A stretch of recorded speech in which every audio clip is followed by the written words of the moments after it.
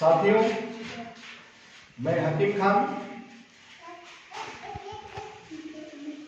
माध्यमिक शिक्षक, विषय विज्ञान, MS खालसाखड़ी, संकुल करेड़ी, ब्लॉक एंड जिला राजगढ़ से हूँ।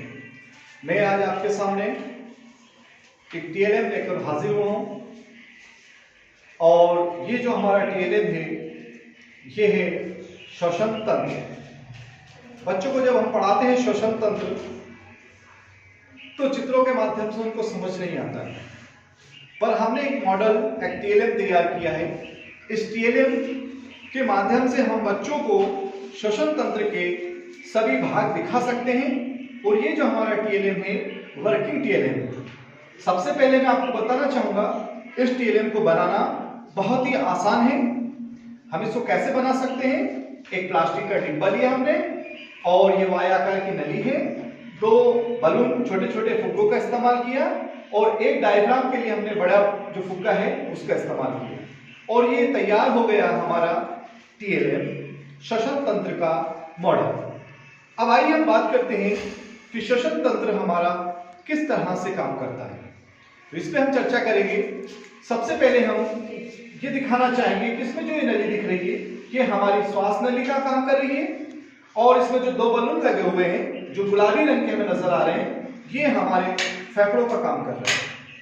और नीचे जो ये हमने एक रबड़ लगाया है, ये जो रबड़ है हमारा ये हमारे डायफ्राम का काम कर रहा है, क्योंकि हमारा श्वसन तंत्र डायफ्राम पर डिपेंड होता है।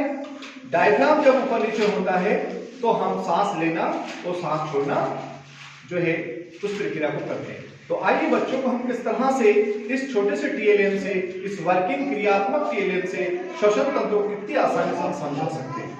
तो देखिए साथियों, सबसे पहले हम क्या करेंगे कि अभी देखिए हमारा ये श्वसन तंत्र है कैसे काम करता है।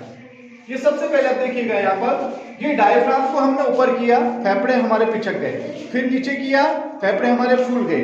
इस तरह से ये हमारा श्वसन तंत्र, ये पिचकना ये फूलना, ऊपर हुआ पिचक गया यानी कि हमने सांस छोड़ दी, और जैसे हमने नीचे की डायफ्राम यानी कि इसके अंदर सांस, हवा इसके अंदर भरा गई यानी हमने सांस ली। जब सांस छोड़ते हैं तो फेफड़े पिचक जाते हैं, जब सांस लेते हैं तो फेफड़े फूल जाते हैं। तो ये डायफ्राम जब ऊपर नीचे होता है तो हमारी श्वसन क्रिया चलती है।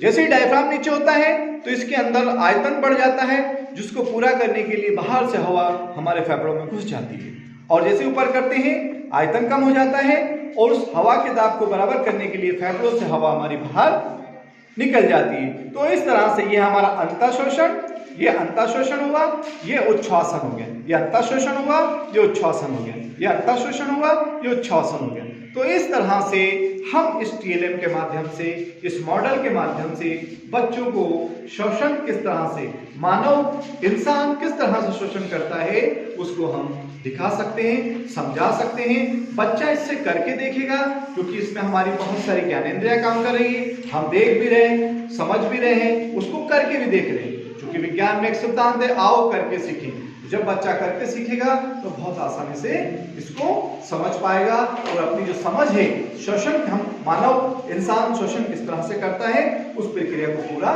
समझ जाएगा और उस श्वसन तंत्र के पूरे पार्ट्स के नाम भी उसको याद हो जाएंगे। ये बोतल हमारी अस्थि पिंजर का काम कर रही है, पसलियों का काम कर रही है, ये हमारी श्वास नली है, ये हमारे 2 फेफड़े हैं और डायफ्राम है, ये पूरे इनके भागों के नाम भी याद हो जाएंगे और किस तरह से काम करता है इसको बच्चा आसानी समझ जाएगा, बनाएगा, करके सीखेगा। तो इस तरह से हम अपने श्वसन तंत्र को बच्चों को बहुत आसानी से समझा सकते हैं।